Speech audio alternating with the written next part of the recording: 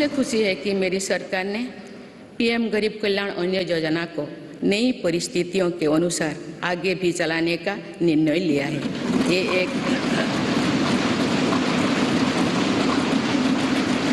ये एक संवेदनशील और गरीब हितैषी सरकार की पहचान है।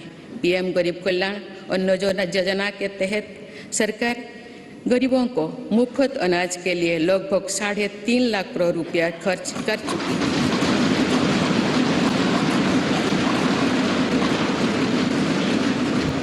आज इस योजना की प्रशंसा पूरे विश्व में हो रही है। इस प्रशंसा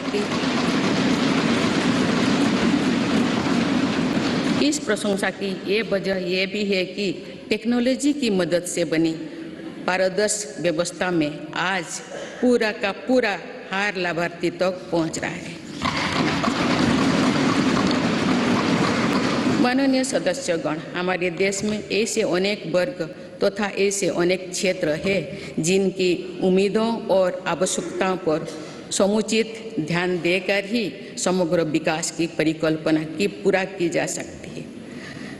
आप मेरी सरकार ऐसे हर वंचित वर्ग और वंचित क्षेत्रों को वरीयता देते हुए काम कर रही है। मेरे सरकार ने हर उस समाज की इच्छाओं को पूरा किया है जो सदियों से वंचित रहा था।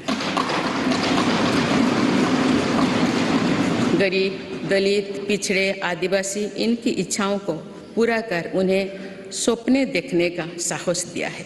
कोई भी काम और कोई भी प्रयास छोटा नहीं होता, बल्कि विकास में सभी की अपनी भूमिका है। इसी भाव के साथ वंचित वर्गों और अविकसित क्षेत्रों के विकास पर बल दिया जा रहा है। रेहड़ी, ठेले, फुटपाथ पर बड़ी संख्या में हमारे छोटे व्यवसायी अपना व्यापार, कारोबार और दुकानदारी करते हैं। मेरी सरकार ने विकास में इन साथियों की भूमिका को भी सराहा है। इसलिए पहली बार इनको फॉर्मल बैंकिंग से जोड़ा और पीएम स्वनिधि के माध्यम से सस्ते और बिना गारंटी के ऋण की व्यवस्था की। योजना के तहत स्ट्रीट वेंडर्स को डिजिटल लेन देन के लिए प्रोत्साहन राशि प्रदान की जा रही है। अभी तक करीब 40 लाख साथियों को इसके तहत ऋण दिया जा चुका है।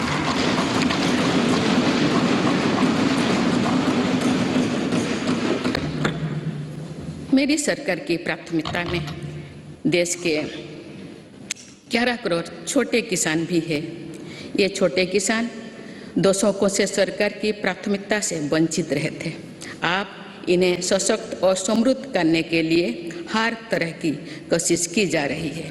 पीएम किसान सम्मान निधि के तहत इन छोटे किसानों को 2 लाख करोड़ रुपया से अधिक की मदद दी गई।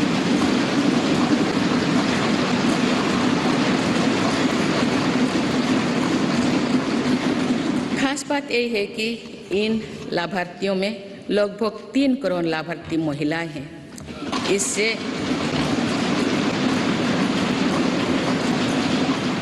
इससे अभी तक लगभग 54,000 करोड़ रुपया महिला किसानों को मिल चुकी है। इसी तरह छोटे किसानों के लिए फसल बीमा, सॉइल हेल्थ कार्ड, किसान क्रेडिट कार्ड, केसीसी की कवरेज बढ़ाने के साथ ही हमारी सरकार ने पहली बार पशुपालकों और मछुआरों को भी किसान क्रेडिट कार्ड की सुविधा से जोड़ा। किसानों के सामर्थ्य को बढ़ाने के लिए एफपीओ यानी फार्मर प्रोड्यूसर ऑर्गेनाइजेशंस की स्थापना से लेकर फसलों के एमएसपी में वृद्धि करते हुए मेरी सरकार छोटे किसानों के साथ मजबूती से खड़ी है।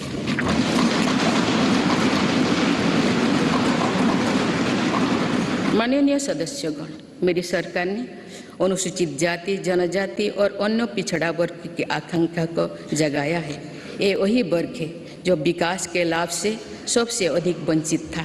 अब जब मूल सुविधाएं इस वर्ग तक पहुंच रही है तो ये लोग नए सपने देखने में सक्षम हो पा रहे हैं।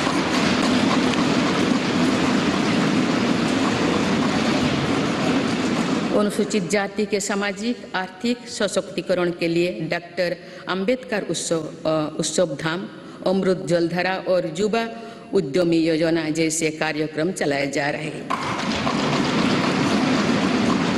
आदिवासी गौरव के लिए तो मेरी सरकार ने अभूतपूर्व फैसला किए हैं। पहली बार देश ने भगवान बिरसा मुंडा के जन्म दिवस को जनजातीय गौरव दिवस के रूप में मनाना शुरू किया। हाल ही में मानगढ़ धाम में सरकार ने आदिवासी क्रांतिवीर वीरों को पहली बार राष्ट्रीय स्तर पर श्रद्धांजलि दी। आज 36,000 से अधिक आदिवासी बाहुल्य वाले गांवों को प्रधानमंत्री आदि आदर्श ग्राम योजना के तहत विकसित किया जा रहा है। आज देश में 400 से अधिक एकलव्य मॉडल स्कूल आदिवासी क्षेत्रों में खुल चुकी है। देश भर में 3,000 से अधिक वन धन विकास केंद्र आजीविका के लिए साधन बने हैं। मेरी सरकार ने राष्ट्रीय पिछड़ा वर्ग आयोग को संवैधानिक दर्जा देकर ओबीसी के वेलफेयर के लिए हमारी प्रतिबद्धता को स्पष्ट किया है। बंजारा, घुमंतु और अर्ध-घुमंतु समुदाय के लिए भी पहली बार वेलफेयर एंड डेवलपमेंट बोर्ड का गठन किया गया है।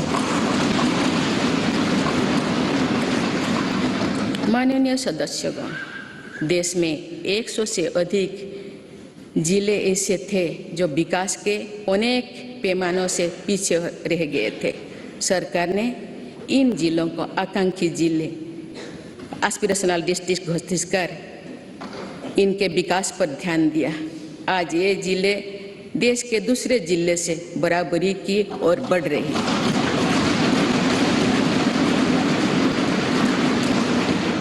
आकांक्षी जिले को सफलता को अब मेरी सरकार ब्लॉक स्तर पर दोहराने के लिए काम कर रही है और इसके लिए देश में 500 ब्लॉक्स को एस्पिरेशनल ब्लॉक के रूप में विकसित करने का कार्य शुरू किया गया है।